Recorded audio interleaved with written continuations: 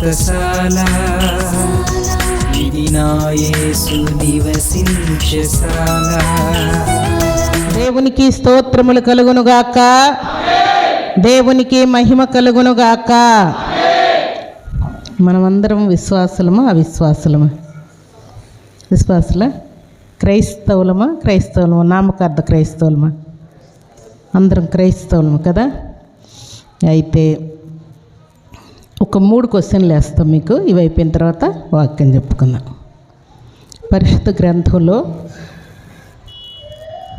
బయట ఉన్న వారికి కూడా అందరూ లోపలికి రావాల్సిందిగా ప్రభు పేరట మనవి చేస్తున్నాను. ఎవ్వరూ బయట ఉండొద్దండి.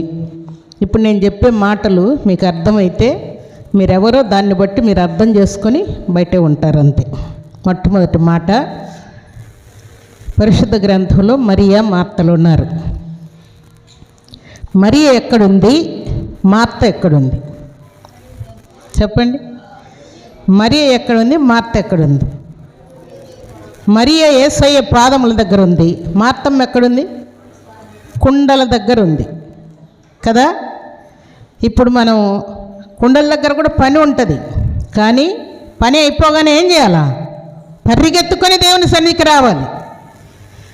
పరిగెత్తకుండా మీరు ఇంకా ఆడే ఉన్నారనుకోండి, మీరేమై ఉన్నారు?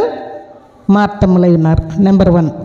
నెంబర్ 2 ఏంటంటే, పరిశుద్ధ గ్రంథంలో భక్తుడైనటువంటి ఏలి అనేటువంటి ప్రవక్త ఉన్నాడు, దైవజనుడు. ఆయనకు కుమారులు ఉన్నారు. ఆ కుమారులు దేవుని సన్నిధికి వస్తున్నటువంటి స్త్రీలతో పాపం చేస్తూ ఉన్నారు. అదొకటి. రెండవది, వారు చేసిన పని ఏంటంటే, మనలాగా మనము పప్పన్నం చేసుకుంటాం, కూరగాయ చేస్తాం, వైట్ రైస్ చేస్తాం, పలావ్ చేస్తాం, లేక చికెన్ బిర్యానీ చేస్తాం, ఇంకేదో మనకు దేవుడు ఇచ్చింది చేసుకుంటాం. అప్పటి కాలంలో అలాంటిది ఏమీ లేదు ప్రియులారు. ఎందుకంటే తప్పకుండా దేవుని సన్నిధికి వచ్చేవారు బలి ఇవ్వాలి.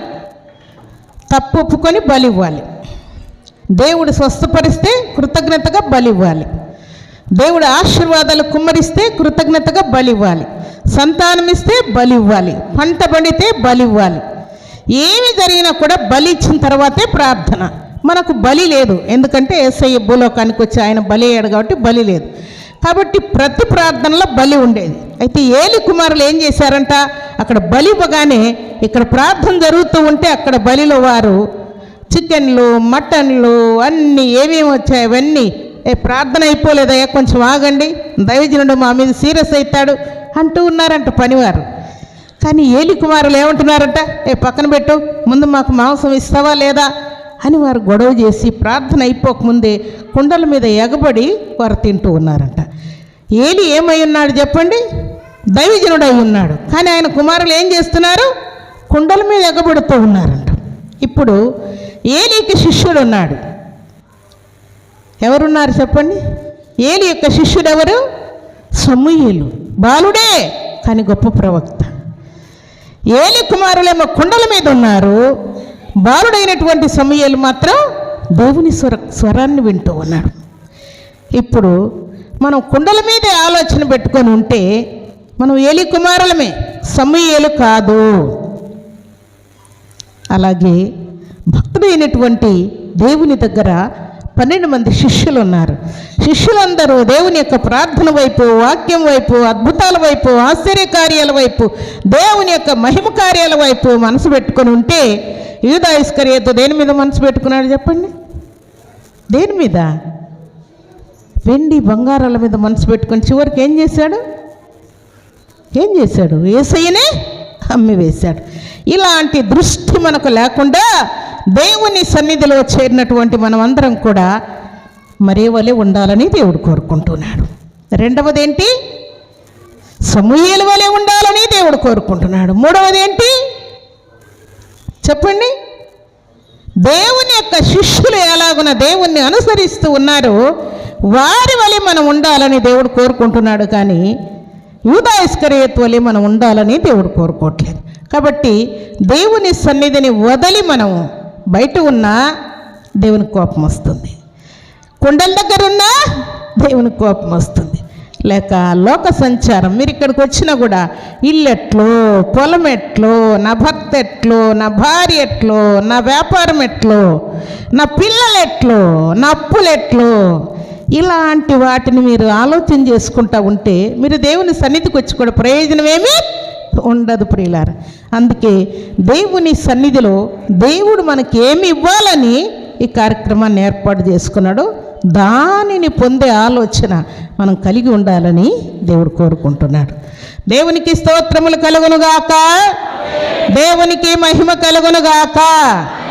దేవుని సన్నిధిలో చేరినటువంటి మనమందరం కూడా దేవుని మీద దృష్టి నిలిపి ప్రార్థనలో ఉండాలని దేవుడు కోరుకుంటున్నాడు. పరిశుద్ధ గ్రంథంలో నుండి దేవుని యొక్క వాక్యంలోనికి మనం వెళ్దాం. దేవుడిచ్చినటువంటి శ్రేష్టమైన మాట గమనించండి. యెహెజ్కేలు గ్రంథం 3వ అధ్యాయం 23వ వచనం. నేను లేచి మైదానపు భూమికి వెళ్ళగా కెబారు నది దగ్గర యెహోవా ప్రభావము నాకు ప్రత్యక్షమైనట్టు ఆయన ప్రభావము నిలువబడి నాకు ప్రత్యక్షమాయను.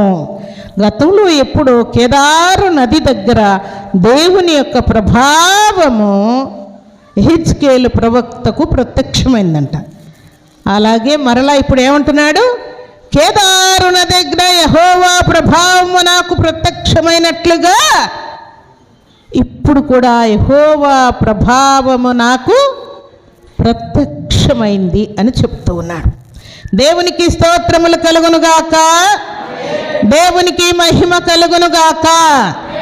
దేవుని యొక్క ప్రభావము మనకు ప్రత్యక్షము కావాలని, దేవుని యొక్క ప్రభావమును మనము గుర్తుపట్టాలని, దేవుని యొక్క ప్రభావమును మనం వినాలని, చూడాలని దేవుడు ఆశపడుతూ ఉన్నాడు. దేవుని సన్నిధిలో చేరిన మనందరికీ కూడా అలనాడు యెహెజ్కేలు ప్రవక్తకు ప్రత్యక్షమైనటువంటి ప్రభావము ఈ శుభదినాన దేవుడు మనకు కూడా కనపరచాలని ఆశపడుతూ ఉన్నాడు. మనం దేవుని సన్నిధిలో ఈ మాట అడిగేటప్పుడు, దేవా యెహెజ్కేలుకు నీ ప్రభావాన్ని నాకు చూపించావు కదా, యెహెజ్కేలు ప్రభావమును ఆయన అనుభవించినట్లుగా మాతో మాట్లాడావు కదా, యెహెజ్కేలుకు ప్రభావమును చూపినటువంటి దేవుడు నాకు కూడా నీ ప్రభావం చూపించు. నీ ప్రభావం చూడాలని, నీ ప్రత్యక్షత చూడాలని నేను ఎంతో ఆశతో ఉన్నాను. చాలా కాలముగా వెయిట్ చేస్తున్నానయ్యా. నీ ప్రభావం ఒకవేళ నాకు చూపించావేమో నేను గుర్తుపట్టలేకపోతున్నాను.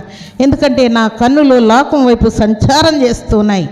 నీ కను దృష్టి మీద లేక నీ ప్రభావం మీద నేను దృష్టి ఉంచలేకపోతూ ఉన్నాను. దయతో నీ ప్రభావమును నాకు కనపరచని మనం దేవుని సన్నిధిలో వేడుకోవాలని దేవుడు కోరుకుంటూ ఉన్నాడు.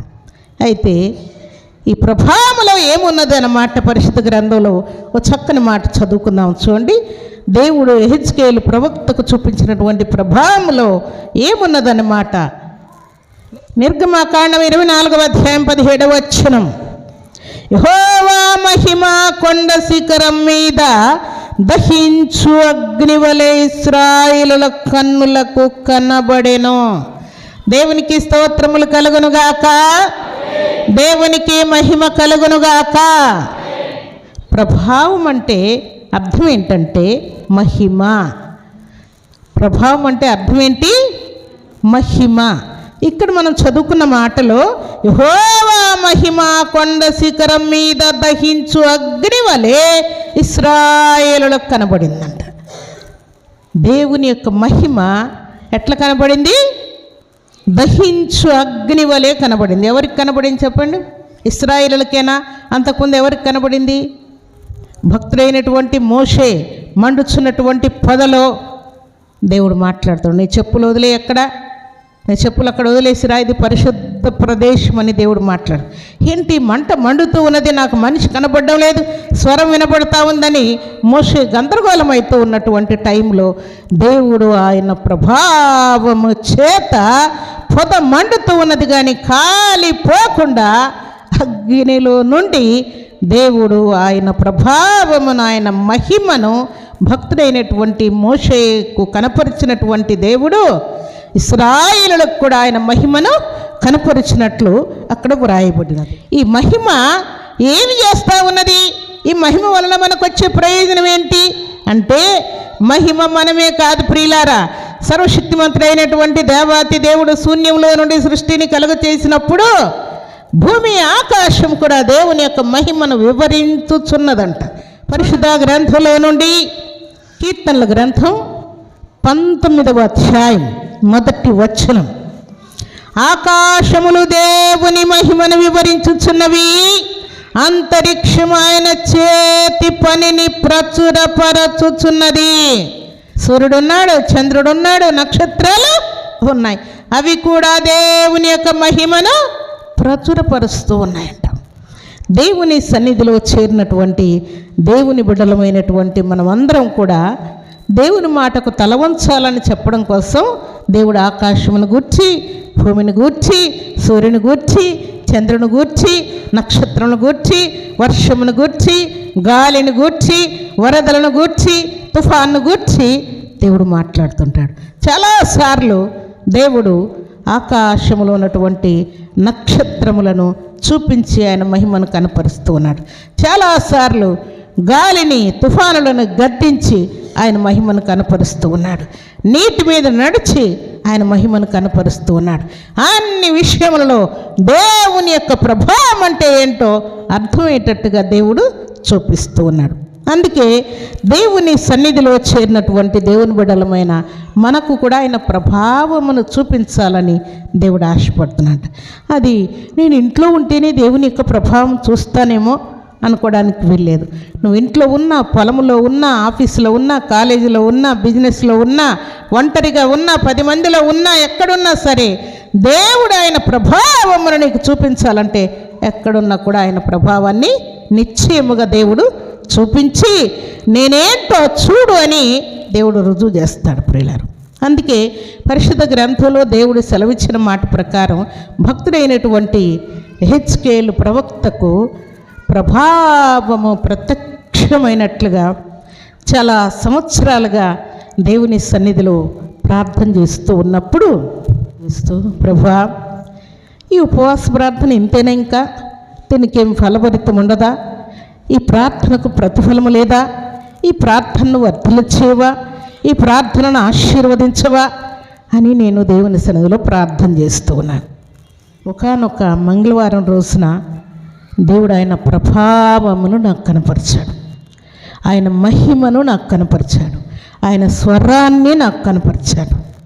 నువ్వేం బాధపడద్దు, నా హృదయంలో ఇంత తపన పెట్టావు కదయ్యా, శనివారం రాగానే నా హృదయంలో తపన ఉపవాస ప్రార్థన చేయాలని ఆరాటం ఇలాగ పెట్టావు కదా, ఎప్పుడు ఇంకా జనాలను నువ్వు సమకూరుస్తావు, ఎప్పుడు ఈ ప్రార్థనను ఆశీర్వదిస్తావు, ఎప్పుడు వర్ధిల్ల చేస్తావు, నాకు పుట్టినటువంటి మంట అనేకుల హృదయాల్లో ఎప్పుడు పుడుతుందయ్యా అని నేను దేవుని సన్నిధిలో ప్రార్థన చేస్తూ ఉన్నప్పుడు ఆ రోజు నా దేవుడు, అనగా 2006 సంవత్సరం ఫిబ్రవరి 7వ తారీఖున దేవుడు నాతో మాట్లాడుతూ, నా కుమారి నువ్వేం బాధపడద్దు, నేను ఆలోచించిన ప్రకారం మిమ్మల్ని నేను గొప్ప చేయబోతూ ఉన్నాను. ఇప్పుడు నీకు కష్టంగా కనబడుతూ ఉండవచ్చు, కానీ నేను ఈ ప్రాంతం అంతటిలో కూడా లెక్కలేనన్ని అద్భుతాలు, ఆశ్చర్య కార్యాలు, సూచక క్రియలు, మహత్కార్యములు నేను చేయబోతూ ఉన్నాను. ప్రతి శనివారం మీరు స్వస్థత కూడిక ఏర్పాటు చేయండి. నా ప్రజలను నేను ఓదార్చాలని అనుకుంటున్నాను, నా ప్రజల యొక్క కన్నీరు తుడవాలని నేను ఆశపడుతున్నాను. నా ప్రజలు నా సన్నిధికి వచ్చి ఓదార్పు, ఆదరణ, దీవెన పొందాలని నేను ఎంతో కోరుకుంటూ ఉన్నాను.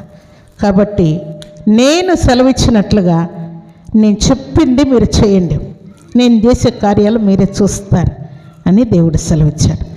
దేవుడు ఆ శుభదినాన ఆయన ప్రభావమును, ఆయన మహిమను కనపరిచి ఈ సంగతి తెలియజేశాడు. దేవుడు తెలియజేసిన మాట ప్రకారం నెక్స్ట్ సాటర్డేనే మేము ఈ ప్రార్థన కూడిక ఏర్పాటు చేశాం. అప్పుడు దేవుడు ఏమన్నా అంటే, ఎవరు లేనట్టుగా మీరిద్దరే ఉన్నట్టుగా మీరు ప్రార్థనలో కూర్చోవద్దండి. ఎట్లా కూర్చోవాలంటే, విస్తారమైనటువంటి జనము నా సన్నిధిలో నిలిచి ఉంటే మీరు ఎలాగో సిద్ధపడి నా సన్నిధిలో ఉంటారో అలాగ ఉండండి. మీరు నేను అనేకులను కదిలించబోతూ ఉన్నాను, అనేకులను ప్రేరేపించబోతూ ఉన్నాను అని దేవుడు మాట్లాడి ఆయన చిత్తము చొప్పున లెక్కలేనన్ని కార్యాలు ఆయన జరిపించుకుంటూ వస్తూ ఉన్నాడు. అది మీరు కూడా కన్నులారా చూస్తూ ఉన్నారు. దేవునికి స్తోత్రములు కలుగునుగాక, దేవునికి మహిమ కలుగునుగాక.